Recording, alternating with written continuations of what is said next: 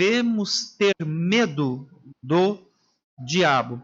Algumas reflexões que eu quero fazer à luz dessa minha tese. A primeira delas é que existem cristãos que vivem com medo das investidas do diabo. Alguns têm medo de sair de casa, têm medo de passar em determinados lugares, têm medo de passar no cemitério porque pensam que o diabo vai pegá-los ali. Vivem assustados com tudo. E o cristão ele não deve viver com esse tipo de medo. O cristão não deve ser dominado por esse tipo de receio. Cristo nos chamou à libertação do cativeiro do medo do diabo. Segundo ponto, existem cristãos que por causa desse medo se privam das bênçãos celestiais, por exemplo, a certeza da salvação. Então, com medo do diabo, alguns cristãos pensam que o inimigo da nossa alma, ele pode roubar, ele pode saquear a nossa salvação. Infelizmente, algumas igrejas, até de forma equivocada, ensinam isso. Que o diabo pode tomar a sua salvação.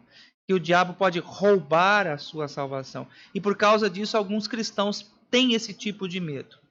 Uma vez salvos para sempre. Maior é o que está em nós do que aquele que está no mundo. Uma vez que fomos alvos da graça de Deus, uma vez que nós passamos pela experiência do novo nascimento, fomos filhos de Deus, o diabo não pode roubar de nós a salvação. Ele não tira de nós a salvação. Só para a gente pensar aqui. Existe ex-filho? Uma vez filho, filho para sempre. A Bíblia nos diz que nós fomos feitos filhos de Deus. Ninguém pode tirar de nós esse título, ninguém pode tirar de nós essa filiação.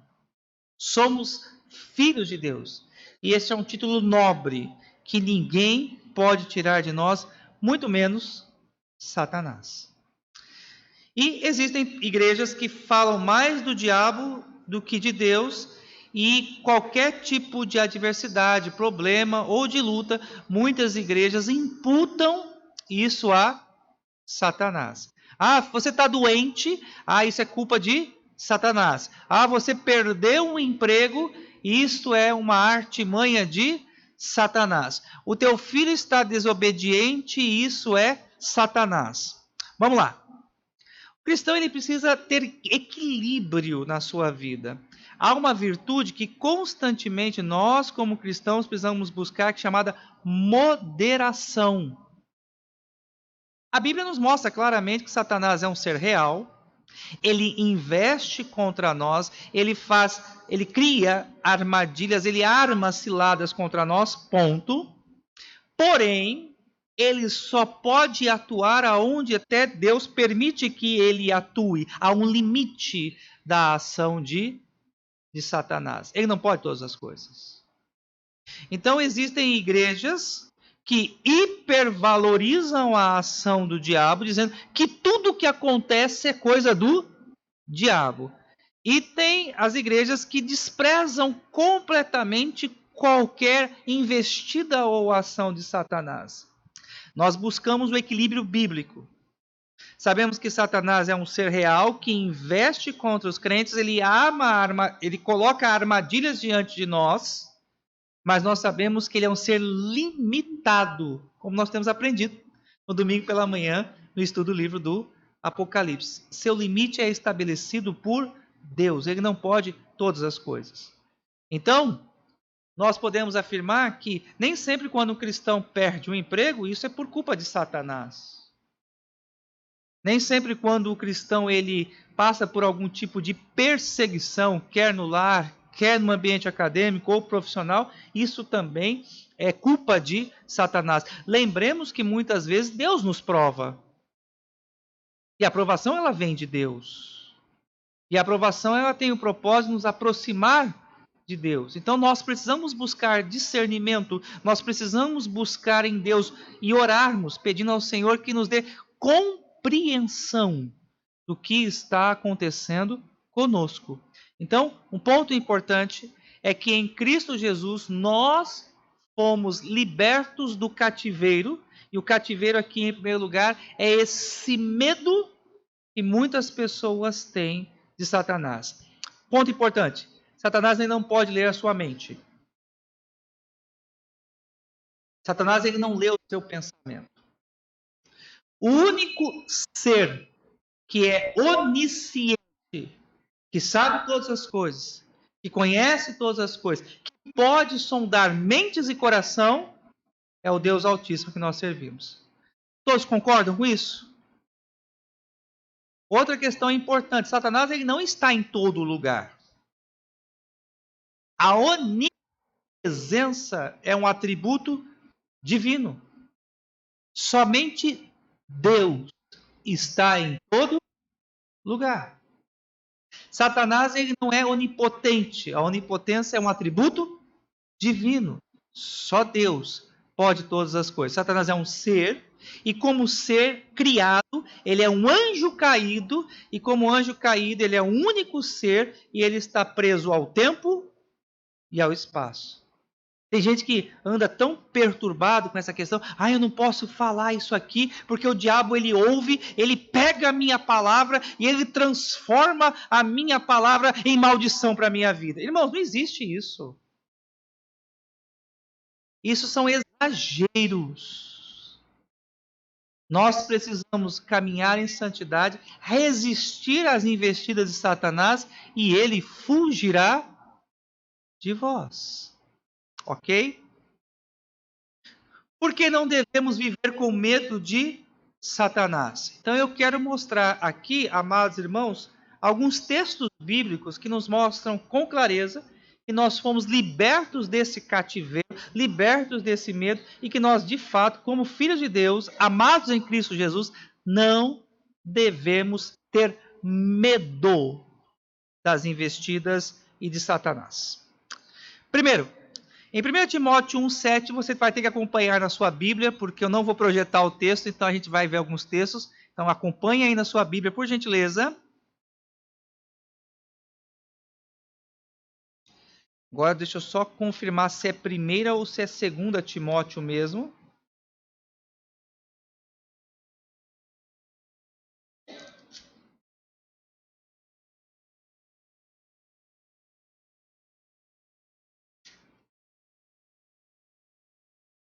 É 2 Timóteo 1,7. Eu olhei aqui o 1 e falei, esse 1 aqui está errado. É 2 Timóteo 1,7. Diz o seguinte: porque Deus não tem dado espírito de covardia, mas de poder, de amor e de moderação. Olha só essa expressão. Nós recebemos espírito de poder. E o que significa esse espírito de poder? Espírito de poder aqui, meus amados irmãos, não é ficar rodopiando na frente da igreja. Não é ficar tendo visões, sonhos ou fantasiando coisas. Não é nada disso. Esse espírito de poder consiste em podemos resistir ao pecado. Eu e você recebemos poder para dizer não ao pecado. Quando nós pecamos por fraqueza. Pecamos porque não resistimos, mas fomos capacitados e habilitados por Deus para resistirmos ao pecado. Recebemos poder para testemunharmos do Evangelho. Lembremos de Atos 1,8, mas recebereis poder ao descer sobre vós e sereis minhas testemunhas. Então, esse negócio do crente dizer assim, eu não consigo testemunhar, eu não sei testemunhar, eu não tenho força para testemunhar. Meus amados irmãos, eu vou usar uma gíria mineira, é balela. Não sei nem se é mineira, mas eu acho que é. Nós temos condições de dizer não ao pecado e nós temos força e capacitação do alto para sermos testemunhas de Cristo Jesus. E recebemos poder também, meus amados irmãos, para vencermos as investidas de Satanás. Ele pode armar uma cilada para nós, mas nós fomos capacitados por Deus para vencermos, para pularmos essas ciladas, para nos livrarmos das armadilhas de Satanás. Então, quando nós lemos em 2 Timóteo, capítulo 1, versículo 7, que recebemos espírito de poder, poder para resistirmos às investidas de Satanás. Segundo, porque temos a promessa de que somos guardados por Deus. 1 João 5,18, a palavra do Senhor assim nos diz: sabemos que todo aquele que é nascido de Deus não vive em pecado, antes aquele que nasceu de Deus, Deus o guarda e o maligno não lhe toca. Olha só, o maligno não lhe toca. Ou seja, o maligno ele não pode possuir o crente. O maligno ele não pode habitar na vida do crente.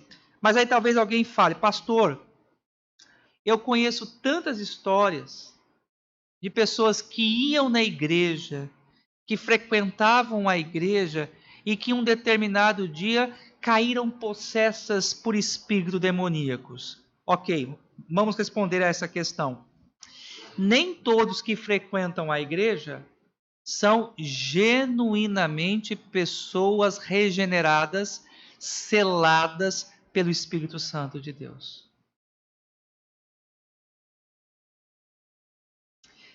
Na igreja visível, você tem salvos e não salvos. Muitas pessoas podem estar na igreja por N fatores. Por pressão familiar, por gostar do contexto social. N fatores. Mas nós precisamos estar na igreja por causa de Cristo.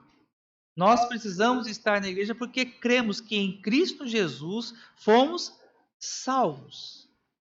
E quando somos templo do Espírito Santo, selados pelo Espírito Santo, temos essa santa, bendita e maravilhosa promessa que nos traz segurança e conforto. O maligno não nos toca.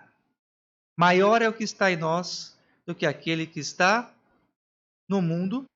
E também nós não podemos ter medo de Satanás, porque sabemos que Deus ele reina, ele é soberano e ele tem pleno domínio sobre todas as coisas. O que eu quero dizer aqui, Satanás ele não é um ser que age livremente. Ele não é um ser que age livremente. Um dos grandes problemas que a chamada teologia, não sei nem da batalha espiritual, trouxe para as igrejas nos idos dos anos de 90, foi justamente essa visão equivocada de que o mal e o bem são forças equivalentes. Então, o movimento de batalha espiritual tem um aspecto positivo, no sentido de estimular a igreja à oração, porém, ao motivar a igreja para a oração, o movimento de batalha espiritual afirmava que quando a igreja orava, Deus ficava forte. E aí o maligno perdia força.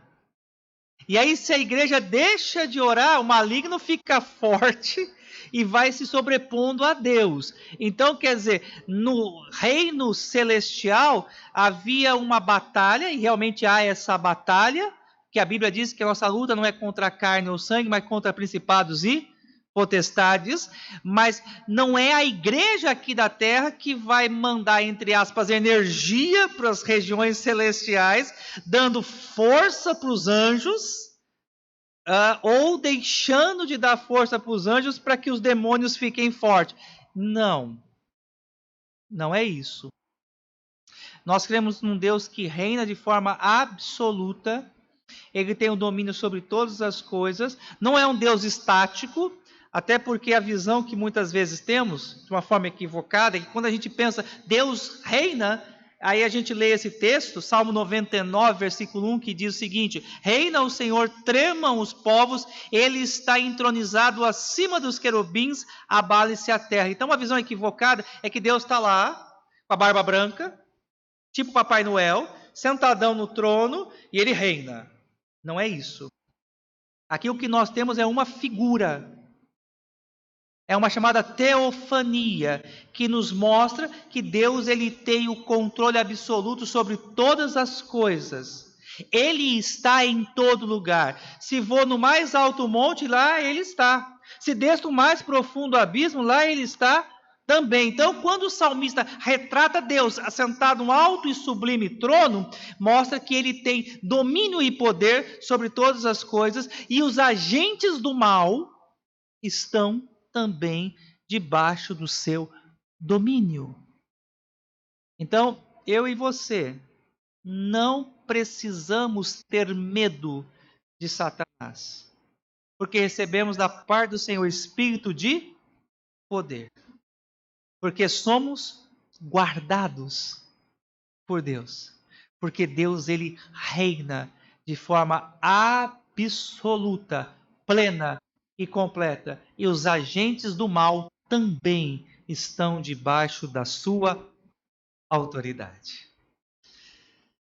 A segunda prisão, ou o segundo cativeiro, que muitos cristãos, mesmo salvos, redimidos, ainda enfrentam e ainda estão presos, ao invés de serem águias, estão como pássaros presos em gaiolas, é o cativeiro da prática do pecado. Mesmo salvos, redimidos, alguns cristãos ainda podem viver presos a alguns pecados. E eu sei que muitos lutam de forma sincera. Querem se desvencilhar desse mal. E aqui eu quero colocar alguns pontos para a nossa reflexão. Primeiro, eu e você precisamos lembrar que os nossos pecados nos afastam da presença do Senhor. Lembremos de Isaías 59, 2, que diz o seguinte: mas as vossas iniquidades fazem separação entre vós e o vosso Deus, e os vossos pecados encobrem o seu rosto de vós, para que vos não ouça. Notem vocês que a Bíblia diz que os nossos pecados fazem separação entre nós e Deus. Então nós precisamos ser convictos dessa verdade e considerarmos com toda seriedade essa questão. Quando a Bíblia nos fala que os nossos pecados nos afastam de Deus, isso não diz que nós perdemos a salvação. Vou repetir isso aqui. Os nossos pecados nos afastam de Deus, mas isso não implica em perda de salvação. O cristão ele está salvo, mas os nossos pecados podem roubar de nós a alegria da salvação e a comunhão com Deus. Então é muito importante que nós entendamos isso. Segundo ponto, os nossos pecados afetam a nossa saúde emocional. O homem, ele é uma unidade constituída de corpo e alma. O homem interior, o homem exterior, ou como dentro da literatura judaica, o coração. O coração, na Bíblia, no Antigo Testamento, refere-se ao homem interior, ao nosso homem interior. Então, os nossos pecados, eles afetam a nossa alma, afetam o homem interior. Deixa eu dar um exemplo de um texto para fundamentar esse meu argumento. Salmo 51, versículos 10 e 12. Salmo 51, versículos 10 e 12. Diz o seguinte: cria em mim, ó Deus, um coração puro e renova dentro de mim um espírito inabalável. Ou seja, o que Davi pede aqui neste salmo é que ele tenha estabilidade emocional. Espírito, e renova dentro de mim um espírito inabalável. Ou seja, o pecado havia afetado Davi de tal forma que ele tornou-se desequilibrado emocionalmente. Quer dar um exemplo? Paulo diz que as obras da carne são conhecidas. Dentre elas, eu posso destacar a ira e a gritaria. Toda vez que nós gritamos ou atentamos contra o nosso irmão, nós estamos fortalecendo nossa natureza manchada pelo pecado. E alimentando o mal que há dentro de nós, vivendo na prática do pecado, nós nos tornamos pessoas desequilibradas. Continuando o texto ainda. Versículo 11, Salmo 51, 11. Não repulse da tua presença, nem me retires o teu Santo Espírito. Restitui-me a alegria da tua salvação e sustenta-me com um espírito voluntário. Olha só que interessante, né? Davi, por causa do pecado, havia perdido a alegria. O pecado rouba de nós a alegria. Rouba de nós a felicidade. Então, e aqui vale a pena a gente dar uma pausa e a gente pensar. Será que parte dos nossos desajustes emocionais não são produzidos pelo pecado? Por exemplo, a pessoa avarenta, aquele que ama o dinheiro, a Bíblia diz algo tão interessante. O avarento nunca se sacia. Por mais que ele tenha dinheiro, por mais que ele venha a ser cercado de bens materiais, a sua alma nunca é saciada. Ele nunca vai ter o suficiente. E a avareza não é só para o rico. O pobre também pode ser avarento. Desejar aquilo que ele não tem. Então, esse sentimento, 1 Timóteo 6,10 diz que o amor ao dinheiro é a raiz de todos os males. Então a gente começa a observar que os pecados nos afetam e nos tornam pessoas más. Um outro exemplo, cobiça. Mesmo sendo salvos, redimidos, lavados pelo sangue de Cristo Jesus, nós podemos nos tornar pessoas cobiçosas, invejosas. E o invejoso nunca tem alegria, porque ele quer viver uma vida que não é sua. Ele quer possuir aquilo que não é seu. Ele quer possuir o que é do outro. E esse sentimento gera uma ingratidão, uma frustração, uma decepção muito grande. E aqui eu vou me estender um pouco mais nessa minha nota. Um dos grandes males do nosso tempo já não tem sido tanto a ansiedade, mas tem sido um pouco mais que a ansiedade, que é a chamada depressão. Vamos lá. Uma posição equilibrada aqui. Eu sou plenamente consciente que em alguns casos a depressão ela é patológica, ela é física, ela é química, no sentido de que o nosso próprio organismo deixa de produzir determinadas substâncias que são vitais para o nosso equilíbrio emocional. Ficou claro? Fui claro aqui, irmãos? Eu me fiz entender? Ótimo. Ponto. Mas também sei que em muitos casos nós caímos numa depressão por causa da cobiça, da inveja, da avareza, da amargura, do ressentimento, da falta de perdão.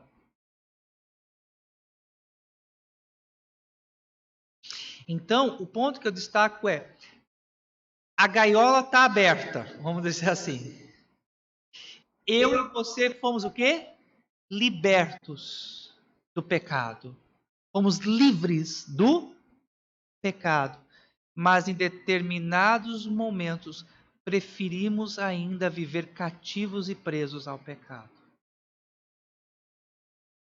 E os nossos pecados também afetam a nossa saúde física. Um texto bem conhecido, Salmo 32:3. Salmo 32:3 diz: Enquanto calei os meus pecados, envelheceram os meus ossos pelos meus constantes gemidos todo o dia.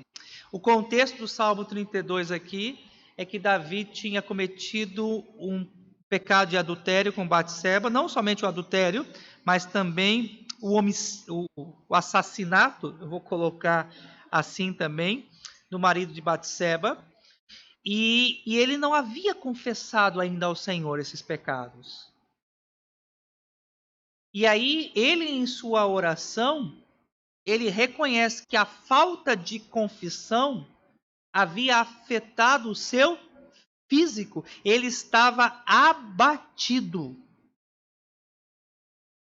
Ou seja, enquanto nós não confessarmos os nossos pecados, enquanto nós não abandonarmos os nossos pecados, nós vamos sentir o peso do pecado, quer em nossa alma e quer também no nosso físico. Então, meus amados irmãos, o pecado é algo terrível. Não fique flertando com o pecado, não brinque com o pecado, não dê corda para o pecado, não dê lado para o pecado, porque o pecado ele é destrutivo. Mas nós fomos libertos desse mal. Nós podemos resistir a esse mal. Eu e você podemos dizer não ao pecado. Quando caímos em pecado é porque nós não buscamos a Deus. Quando caímos em pecado é porque nós não revestimos da armadura de Deus. Quando nós caímos em pecado é que nós não temos buscado ao Senhor com fé. Como podemos nos livrar do cativeiro do pecado? E aqui então eu quero fazer alguns apontamentos. Primeiro, resista ao pecado. Diga não ao pecado. Deus não vai mandar um anjo para você, brindando, te guardando e protegendo, dizendo, pecado não chega na vida desse aqui, não. Não vai acontecer isso. Deus nos deu força para resistirmos ao pecado. Deus nos deu capacitação pelo Santo Espírito para nós resistirmos ao pecado. Algumas pessoas pecam e ficam esperando que algo sobrenatural aconteça na sua vida, um evento extraordinário aconteça, para que ele possa então dessa forma vencer o pecado. Irmãos, não é assim. Romanos capítulo 6, versículo 14, um texto maravilhoso nesse sentido, e eu gostaria que todos nós pudéssemos memorizar esse texto da palavra do Senhor. A Bíblia ali nos diz, porque o pecado não terá domínio sobre vós. O pecado não terá domínio sobre vós, pois não estáis debaixo da lei, e sim da graça. E olha só que interessante, não é algo que há de acontecer no futuro, mas a construção gramatical nos mostra que hoje o pecado não terá domínio sobre vós. Então nós podemos resistir ao pecado. Segundo, crescimento espiritual só acontece quando nós temos disciplina. Então nós precisamos nos submeter periodicamente ao chamado autoexame espiritual. Depois dos 40, os médicos recomendam que todo ano a gente tem que passar pelo médico, fazer uma bateria geral, né? Terminou o ano de 2019 e eu não fui. Estou confessando publicamente aqui, está até gravado o meu pecado. Deveria ter ido. Sei que vou tomar um pito já do médico, né? Mas espero ainda nesse primeiro trimestre fazer a bateria de exames gerais para saber como eu estou. Na vida espiritual também nós precisamos fazer isso. O Salmo 139, versículos 23 e 24, diz o seguinte: sonda-me, ó Deus, oração de Davi, e conhece o meu coração, prova-me e conhece os meus pensamentos, vê se há em mim algum caminho mau e guia-me pelo caminho eterno. Queridos, olha, isso aqui é muito interessante. Quanto mais nós lemos a Bíblia, quanto mais nós oramos, mais sensíveis nós nos tornamos no sentido de identificar os nossos pecados. Ore com fé. Coloca o seu coração diante de Deus e peça, Senhor, mostra-me, ó Pai, quais são os meus pecados. Mostra-me, Senhor, quais são os meus erros. Mostra-me, Senhor, que tem afetado a minha alma. Mostra-me, Senhor, quais são os meus desvios. Aponta, Senhor. Me ajuda a enxergar quais são os meus erros. Sabe qual é um problema nosso? Os nossos olhos são muito abertos para identificar os erros dos outros. Mas nós não queremos que Deus abra os nossos olhos para enxergar os nossos pecados. E eu creio que um bom exercício para nós é esse: Senhor, abre os meus olhos, porque eu preciso ver os meus pecados, eu preciso enxergar os meus erros. Quanto mais nós nos concentramos em olhar os pecados dos outros, em enxergar os erros dos outros, nós não temos tempo suficiente para fazermos esse autoexame e corrigirmos os nossos pecados. Então, em nome do Senhor Jesus, um exercício para 2020, submeta-se periodicamente ao autoexame. E é uma questão, agora eu tive um insight aqui, só para lembrar vocês. Vamos pensar na ceia? A ceia do Senhor é algo bem interessante, né? 1 Coríntios 11, 28, a Bíblia diz: examine-se, pois, o homem a si. Olha como Deus ele é sábio. É óbvio que ele é sábio, né? Mas enfim, só quis mostrar para vocês. Ele impôs essa disciplina a mim e a você. Aqui na nossa igreja, todo mês o que a gente faz? A gente para fazer o quê? Um autoexame. Antes de comer o pão e beber do cálice, a gente tem aquele momento, o pastor Gedaí nos prepara ali, né, pastor? Cada um abaixa a cabeça, fecha seus olhos, busca o Senhor, ore, examine-se o homem a si mesmo. E aí, depois desse autoexame, come do pão e bebe do cálice. 3. Lute com todas as suas forças para ter um viver santo. Lute com todas as forças para ter um viver santo. Esse texto de Hebreus 12, 4 é muito interessante. Hebreus 12, 4 diz o seguinte: ora, na vossa luta contra o pecado, ainda não tendes resistido até ao sangue. Vou repetir. Ora, na vossa luta contra o pecado, ainda não tendes resistido até ao sangue. Forte, né? Esse texto. Qual é o nosso limite da luta contra o pecado? O máximo das nossas forças. Essa ideia, resistir até o sangue, vá ao máximo. Resista ao máximo. Ao extremo. Resista. Lute contra o pecado com todas as suas forças. Mesmo que você seja privado de alguns confortos, mesmo que você seja privado de alguns prazeres, resista ao mal. Nem que for necessário sangrar, mas lute. Por que nós encontramos essa advertência aqui, ou essa exortação?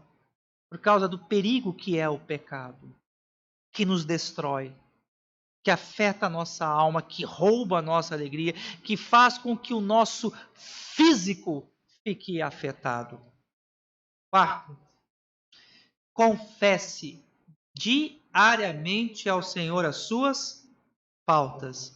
E o Salmo 19, versículo 12 diz: Senhor, quem há que possa discernir as próprias faltas? Absolve-me das que me são ocultas.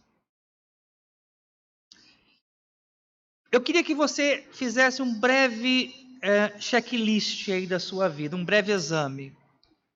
Nos seus momentos de oração, você passa mais tempo fazendo o quê?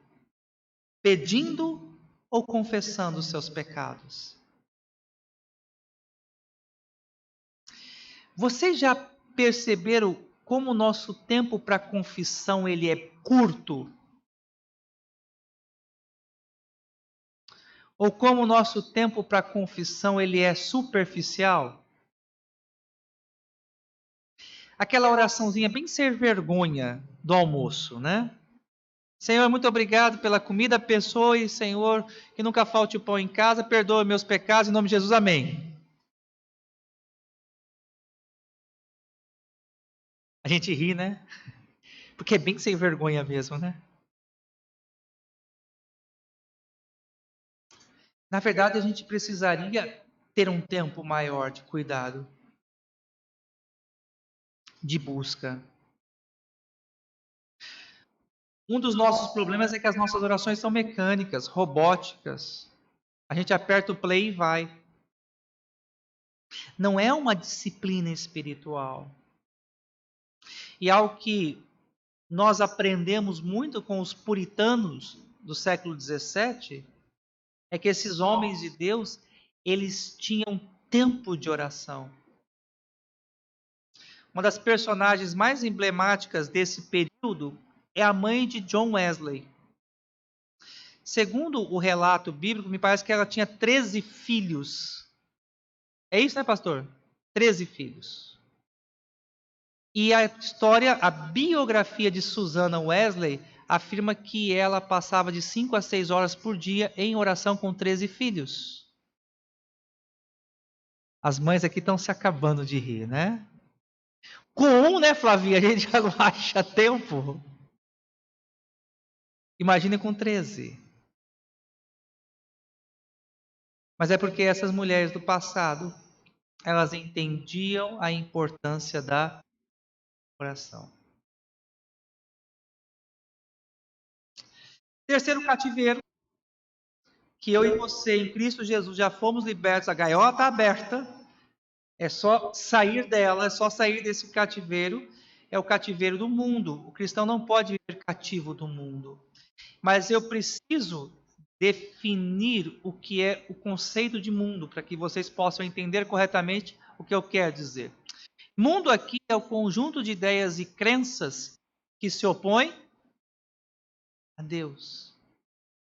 Então, a Bíblia nos ensina em Romanos 12, 2, que o cristão ele não pode ser influenciado por essas ideologias, por essas crenças, conjuntos de ideias que se opõem à verdade da palavra revelada. Lembremos de Romanos 12, 2: e não vos conformeis com este século, mas transformai-vos pela renovação da vossa mente. Vamos lá. Acompanhe aqui atentamente, irmãos. Somos salvos, somos lavados e redimidos, temos a certeza da vida eterna, mas a nossa mente ela precisa ser renovada, a nossa mente ela precisa ser transformada. Nós precisamos ter outros valores, nós precisamos ter outras motivações. Eu gosto de dar exemplos, eu acho que isso ajuda a gente a entender melhor as questões. Por exemplo, quando nós pais orientamos os nossos filhos acerca da carreira profissional, o que em primeiro lugar pesa no sentido de orientar os nossos filhos? Eu acho que dificilmente nós orientamos nossos filhos da seguinte forma: filho, escolha uma carreira, seja qual for, que glorifique a Deus. Via de regra, a gente diz que, filho, você tem que pensar em uma coisa que vai te dar dinheiro. E aí a gente mostra aquela preocupação de pai e mãe, né? Porque o pai e a mãe não duram para sempre. Então você também não vai poder ficar dependendo do pai e da mãe para sempre. Então você tem que procurar um emprego, uma profissão que vai te dar o quê? Retorno, que vai te dar dinheiro, para você não passar necessidade. Já ouviram isso? A grande questão é: que diferença tem essa nossa fala com aqueles que não conhecem a Deus?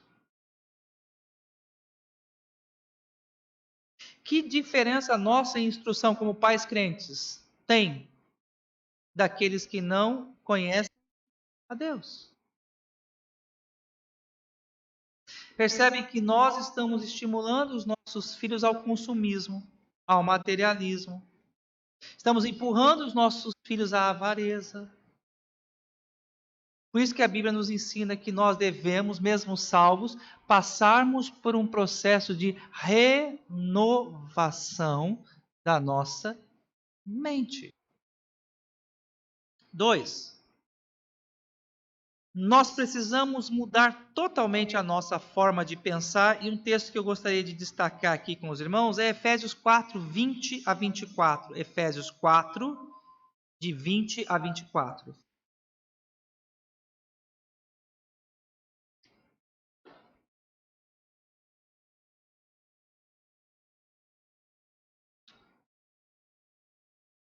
Diz o seguinte, Efésios 4, 20. Mas não foi assim que aprendestes a Cristo, se é que de fato o tendes ouvido e nele foste instruídos, segundo é a verdade em Jesus. No sentido de que, quanto ao trato passado, vos despojeis do velho homem, que se corrompe segundo as concupiscências do engano. Vamos pensar aqui algo interessante. Quando nós nos encontramos com Cristo, nós não éramos uma folha em branco. Pelo contrário, posso usar dessa figura para dizer que nós éramos uma folha bem suja, bem rabiscada. O que acontece muitas vezes é que nós não entendemos isso. A figura que nós enxergamos aqui no texto é que nós, ao nos encontrarmos com Cristo, ou melhor, Cristo ter ido ao nosso encontro, nós precisamos tirar a roupa velha, tirar a roupa suja e nos revestir de vestiduras brancas. Temos uma nova postura, uma nova forma de pensar, porque a nossa mente, ela foi manchada pelo pecado. E deixa eu pontuar algo aqui. Nós não podemos confiar totalmente em nossos juízos de valores. Vou repetir isso aqui. Eu e você não podemos confiar totalmente nos nossos juízos de valores. Por quê? Porque a nossa consciência foi manchada pelo pecado. E aquilo que eu e você podemos pensar, julgar, achar que é certo, pode estar errado. Não é porque os nossos pais nos ensinaram assim que isso será uma verdade. É muito comum a gente falar assim, mas meu pai sempre me ensinou assim. E a gente sabe a influência do ensino dos pais em nossa vida. Eu não tive pai, mas eu tive mãe.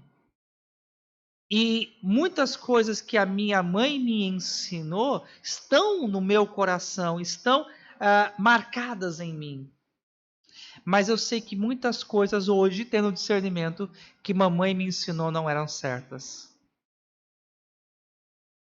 E ela me amava muito. E eu a amo até hoje. Mesmo o Senhor já tendo a recolhido e ela estando em glória. Mas eu preciso entender que o que vai pautar a minha vida, as minhas escolhas e decisões, não é o que eu penso ou o que eu julgo ser certo. Não é o legado e a herança deixada pela minha mãe no sentido ideológico, conceitual, mas é o que a Bíblia diz. A minha mente, ela precisa ser submetida à palavra. Os meus valores precisam ser submetidos à palavra. As minhas convicções, para sabermos se de fato elas são certas, corretas, elas precisam estar de acordo com a palavra.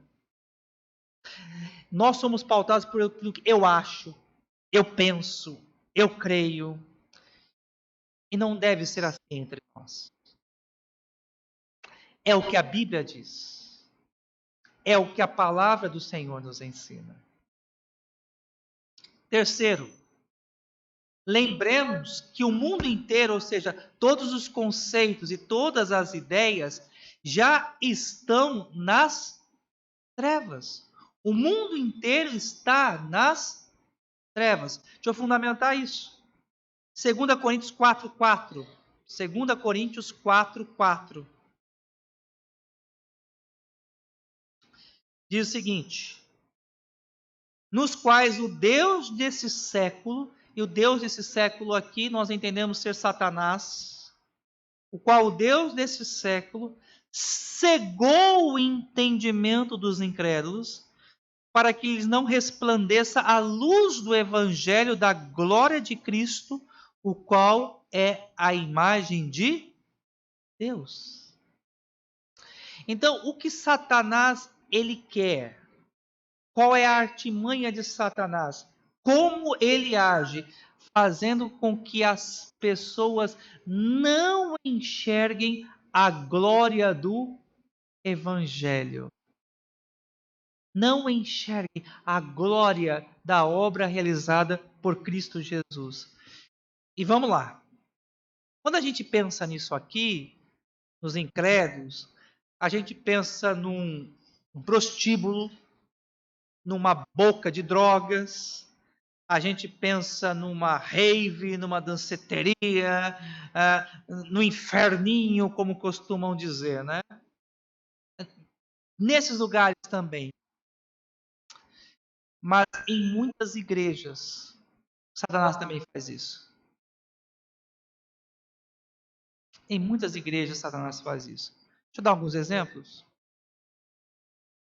Quantas e quantas pessoas estão em determinadas igrejas porque querem mudar de vida financeiramente? Não estão preocupadas em abandonar o pecado, em ter um redirecionamento de uma vida em santidade. Não. Estão em muitas igrejas porque querem o quê? Dinheiro. Querem prosperidade. Querem sucesso. Estão na igreja, mas não conhecem a Cristo. Estão na igreja, mas não tiveram entendimento do Evangelho. Outro exemplo. Quantas pessoas fazem da igreja um palco de autopromoção? Quer pregadores, que recentemente eu vi, né, os 10 cachês mais altos dos pregadores do Brasil. Né? E é um negócio assim astronômico. Cada pregação, uma série de exigências, hotel 5 estrelas, passagem aérea. Sem contar nos famosos cantores gospels.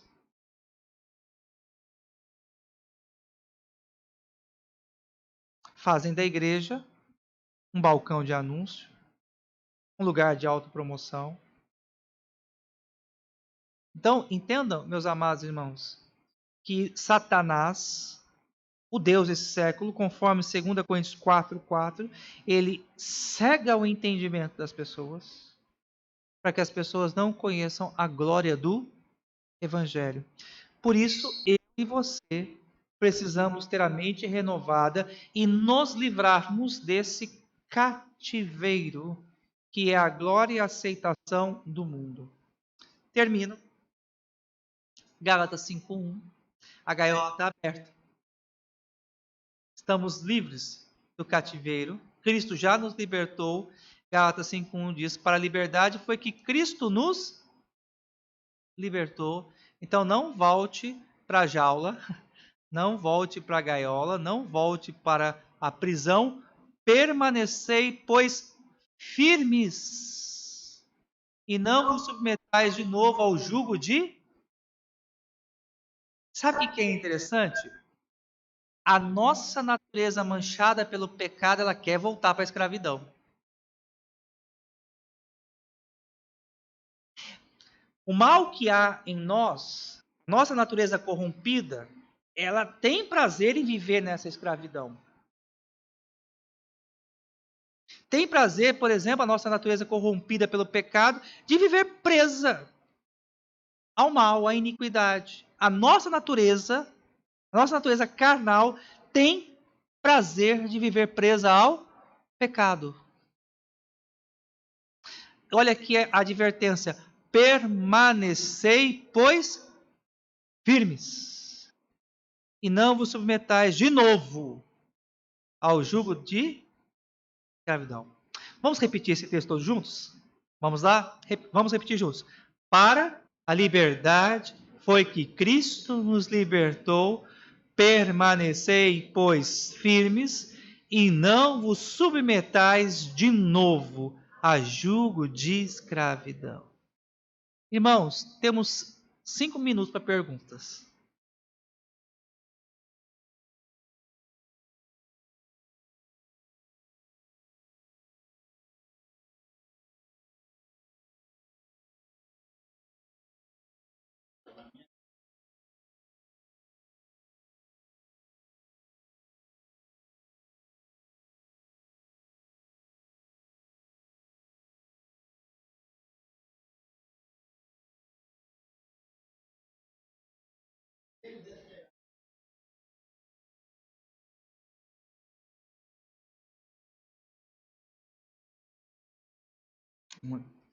Irmãos, alguma pergunta? Lucas, nenhuma hoje, filho. Só observando, filhão. Posso ficar em pé, então? Vamos orar?